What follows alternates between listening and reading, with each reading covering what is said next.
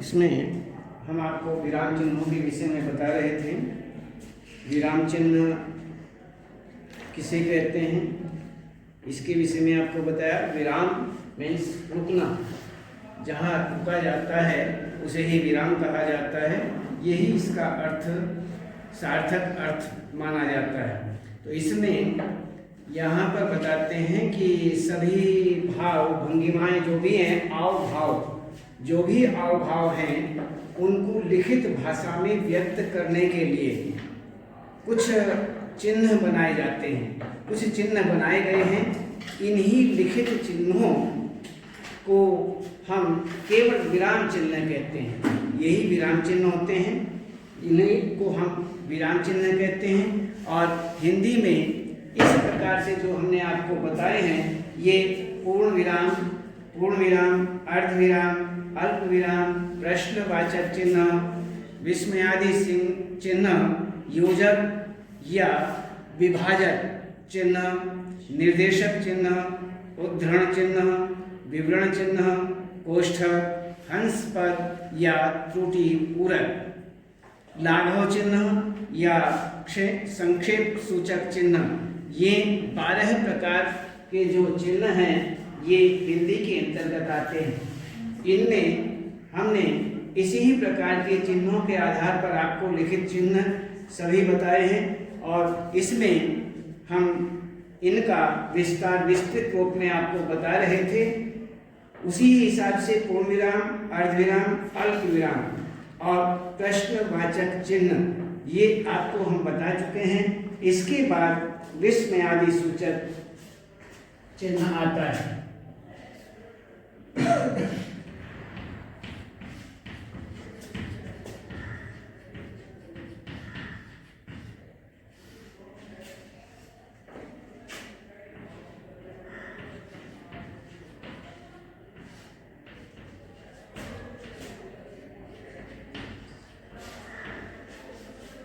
इसमें हम देखते हैं कि विस्मयादि सूचक चिन्ह, विस्मय, आश्चर्य,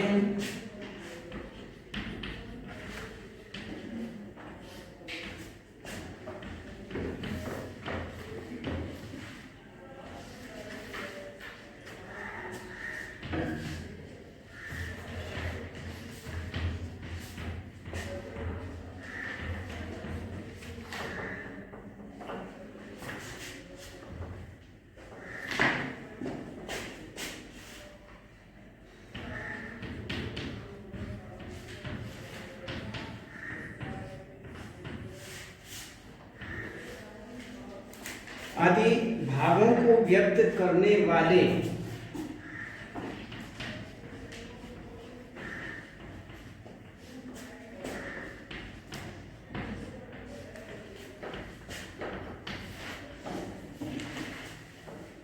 वाक्यों के अंत करने वाले पदों,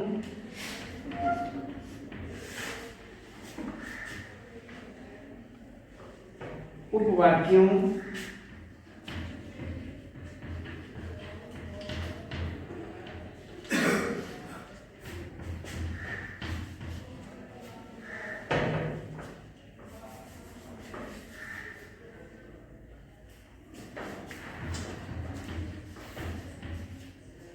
एवं वाक्यों,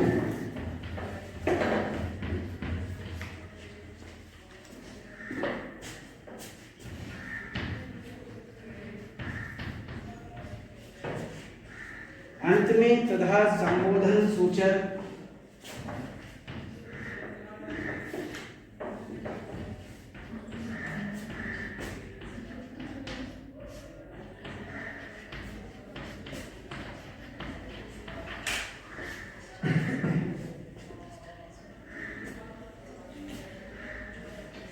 संबोधन सूचक शब्दों के बाद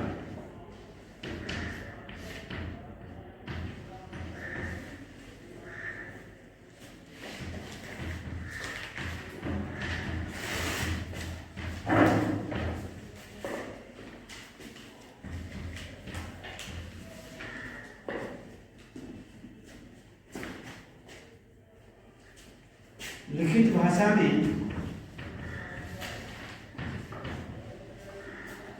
विस्मयादि सूचक चिन्ह लगाए जाते हैं।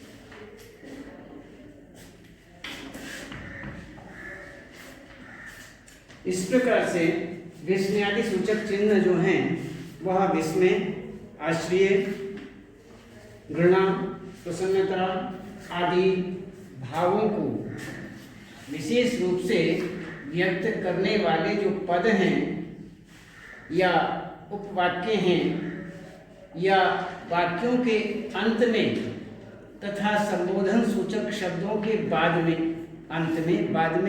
अंत में जो लिखित भाषा में विस्मयादि सूचक चिन्ह लगाए जाते हैं उन्हें ही हम विस्मयादि बोधक, विस्मयादि सूचक चिन्ह कहते हैं।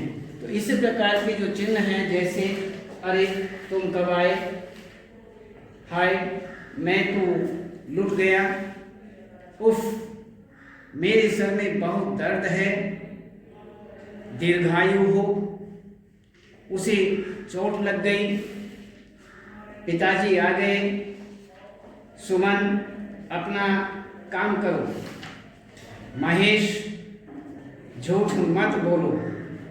ये सभी जो हैं ये विस्मय, आश्चर्य, घृणा, शोक, प्रसन्नता आदि जो भाव हैं उन्हें व्यक्त करने वाले पदों के अंतर्गत इन चिन्हों का प्रयोग किया जाता है और यही विस्मयादि सूचक चिन्ह माने जाते हैं।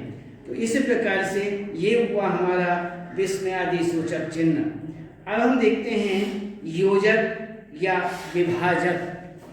योजक या विभाजक,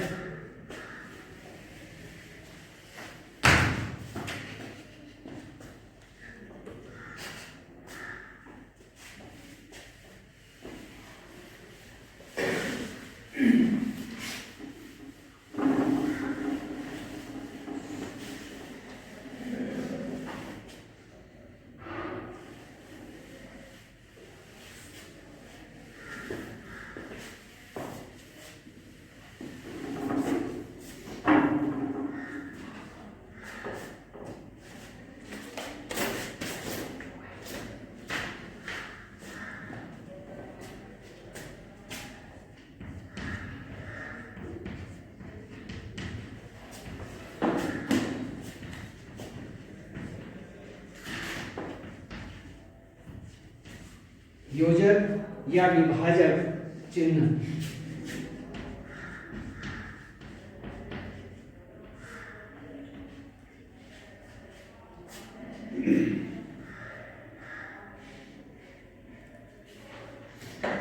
दो शब्दों को जोड़ने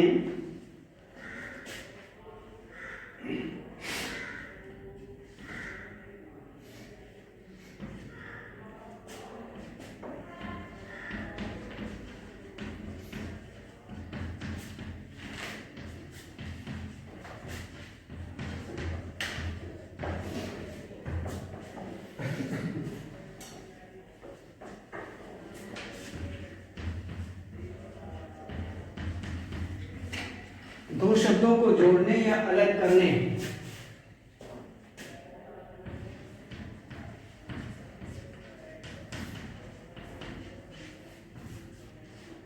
अलग करने का कार्य योजक चिन्ह से पूरा किया जाता है।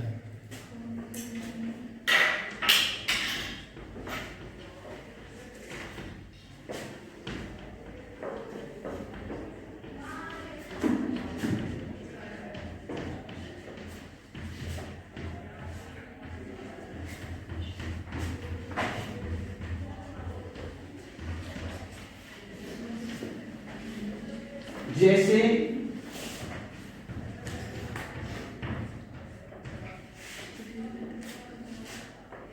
माता पिता,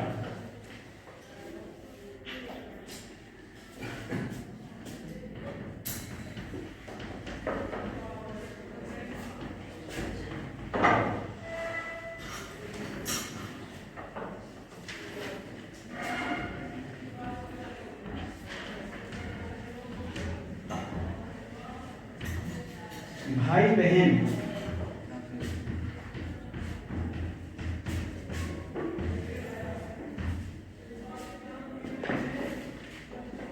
दाल रोटी, धीरे धीरे, चलते चलते, पानी पानी, तुम सा, लक्ष्मण सा, ये सारे के सारे जो हैं ये योजक के अंतर्गत आते हैं, योजक चिन्ह के अंतर्गत आते हैं।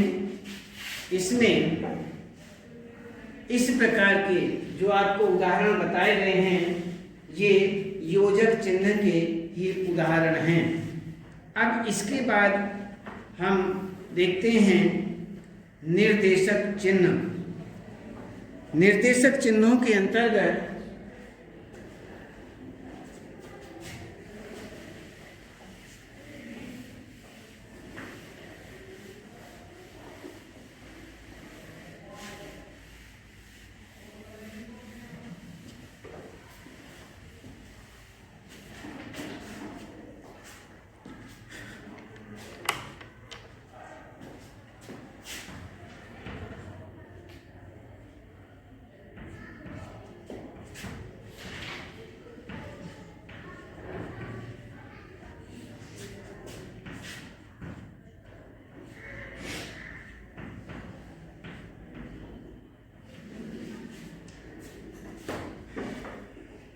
निर्देशक चिन्ह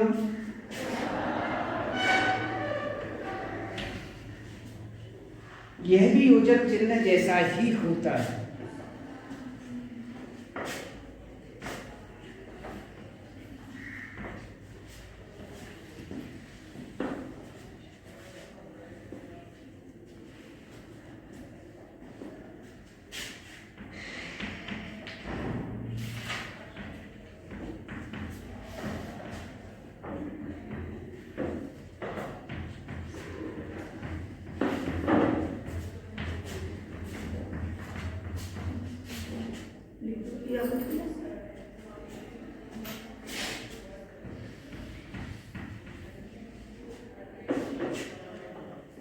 परंतु उससे कुछ बड़ा होता है।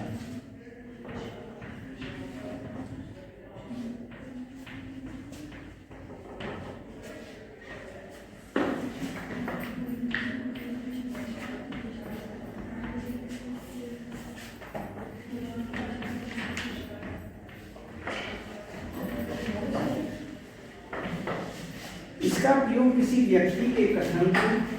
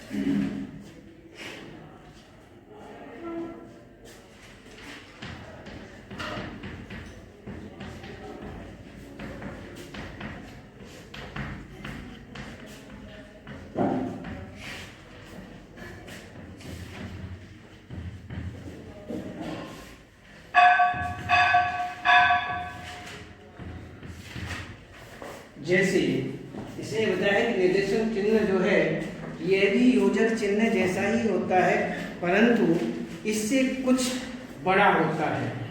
इसका प्रयोग किसी व्यक्ति के कथन को उद्धृत करने से पहले, किसी वाक्यांश की व्याख्या करने के लिए या संवादों में बने नामों के बाद आदि स्थानों पर किया जाता है।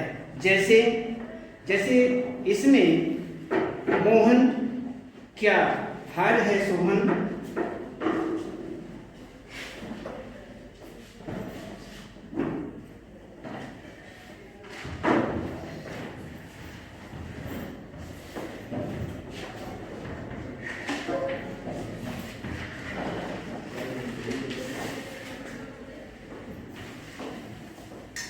एक वाक्य लिखना है बस।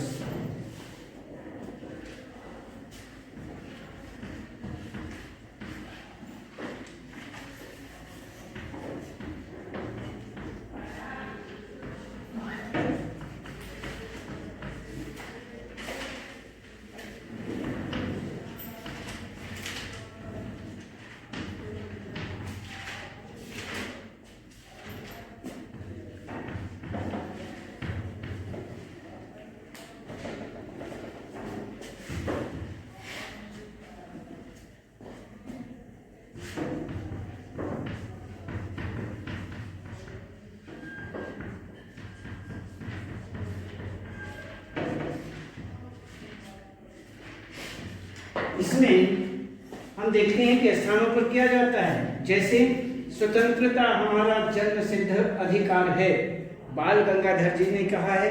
बस इसी प्रकार से यहाँ पर हम निर्देशक चिन्हों का विशेष रूप से प्रयोग करते हैं और आगे कल बताएंगे।